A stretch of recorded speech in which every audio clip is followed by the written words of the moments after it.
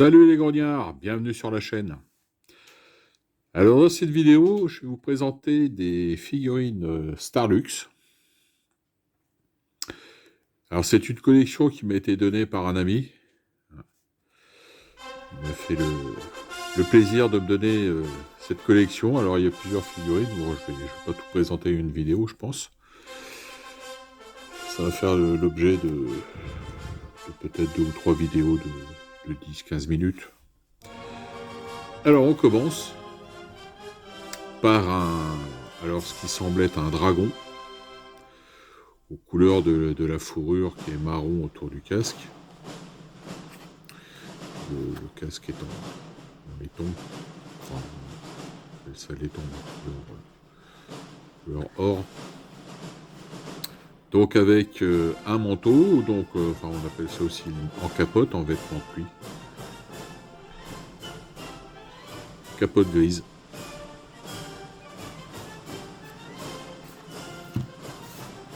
Voilà pour la première figue.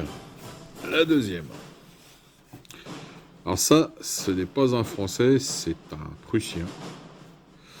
En l'occurrence, un chasseur, un Jäger. Donc de la période 1813. Faisant feu avec son mousquet. Alors il n'y a pas de... Il y a aucune... Sur les stickers, il n'y a aucune information sur ce qu'est la figurine. Donc j'ai dû faire quelques recherches pour certaines parce que c'était franchement pas évident. Ensuite, un officier, première vue, des chevaux légers. Alors, c'est du 5e régiment. 5e régiment de chevaux légers. Donc, on reconnaît à leur couleur distinctive, hein, bleu. Couleur qui changeait selon les régiments. Donc un rappel, hein, ce sont des régiments de dragons qui ont été transformés en régiments de chevaux légers lanciers par Napoléon, quand il a voulu renforcer sa cavalerie de régiments lanciers, au vu des bons résultats obtenus par les lanciers polonais, et d'avoir affronté aussi les Uhlans autrichiens.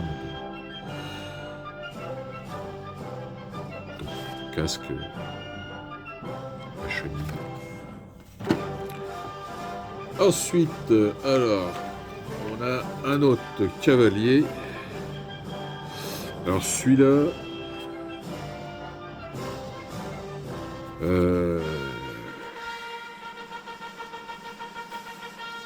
pas facile. C'est un officier, donc en manteau. On dirait quand même un officier de... peut-être de chasseur à cheval de la garde.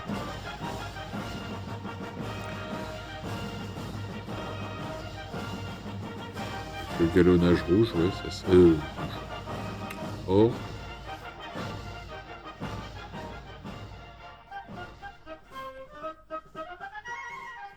Donc avec le bonnet.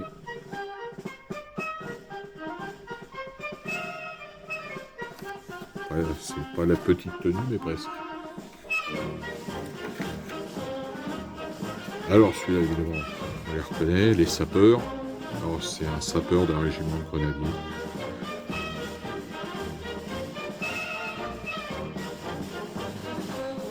Donc le bonnet, hein, sans la plaque de cuivre. Toutes les épaulettes rouges, plumées.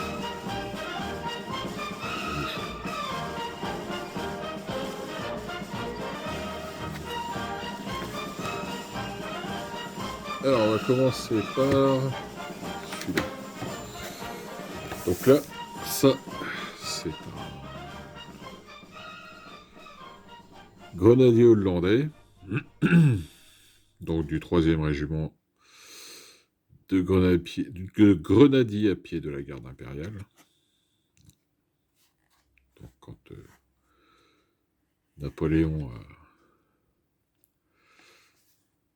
a annexé le royaume de Hollande, qui était gouverné par son frère Louis, qui s'est avéré étant pas capable de gérer le royaume de Hollande.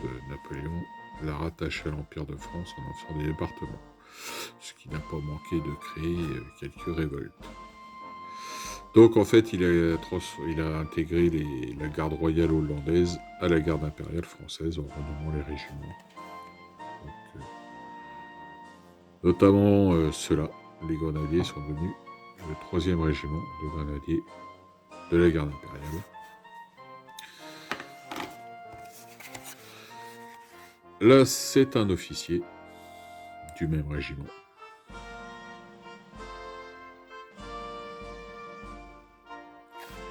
Donc, ils ont le bonnet en poil d'ourson, sans la plaque de cuivre comme les grenadiers de la garde impériale.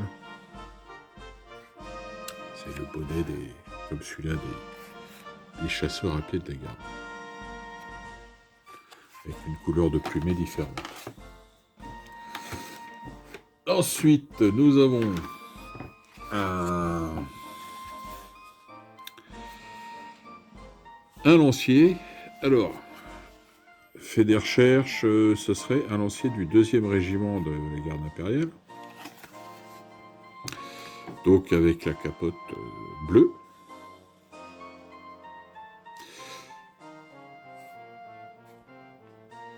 Ça m'étonne un peu, mais bon. Je suis un peu étonné parce que vu le galonnage de la chapka, je sais pas. Je suis pas convaincu.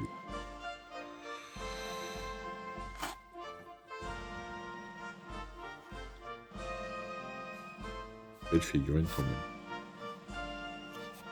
Il faudrait faire un peu plus de recherche pour voir. Je n'ai pas regardé avant, j'aurais pu regarder. Parce que j'y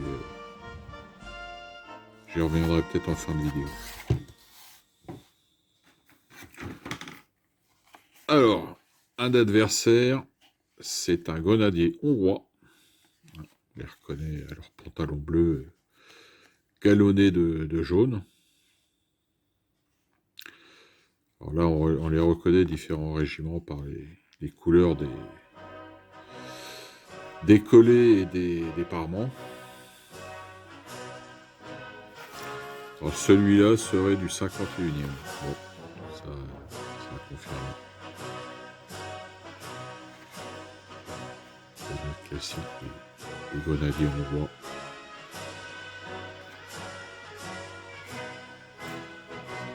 Pantalon sans guêtre. Contrairement aux grenadiers allemands. Un artilleur.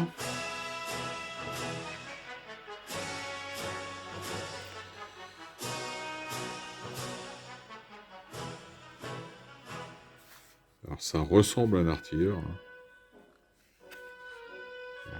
Ouais, collet bleu. Parement rouge. Pour relever du chapeauche plus dubitatif.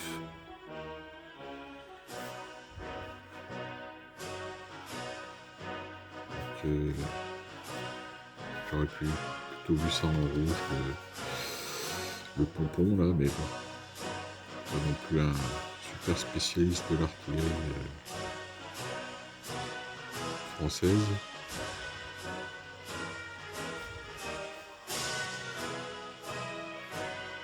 Peut-être un pompon différent par batterie.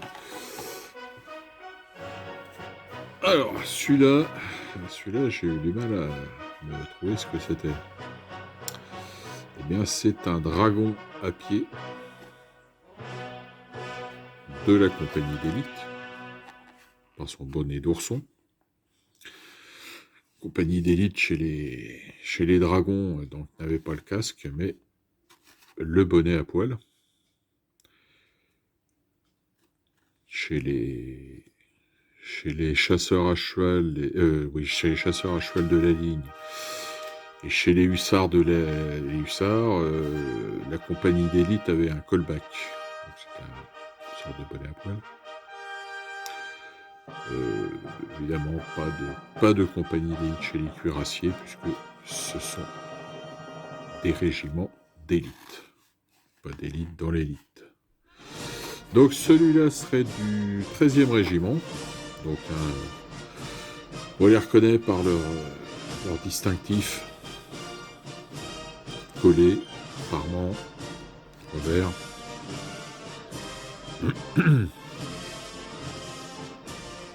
Donc il y a eu en effet au début de l'Empire des régiments de dragons à pied qui seront ensuite supprimés parce que les montures, il y a suffisamment de chevaux pour fournir les régiments de cavalerie. Et c'est vrai que pendant la campagne de 1805-1806, notamment 1806 à Iéna, on a des régiments de dragons à pied. Et comme la victoire française contre la Prusse va lui permettre de mettre la main sur tous les haras prussiens qui avaient d'excellents haras avec d'excellents chevaux, et ben Napoléon va pouvoir monter tous ces régiments de dragons. Et donc ces régiments à pied seront abandonnés. Bon, il faut rappeler au départ que les dragons, ce sont des fantassins montés. Voilà, on va regarder pour ce cavalier là qui m'inquiète. Donc alors après avoir été consulté mes grimoires, deuxième lancier, c'est possible par la couleur du manteau. Le deuxième lancier de la garde a le manteau bleu. Par contre, c'est vrai qu'au niveau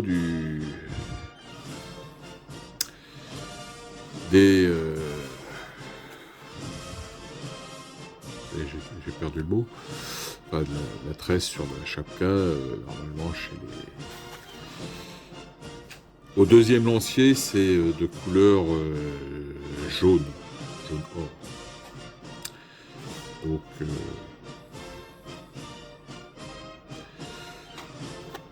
c'est oui, voilà.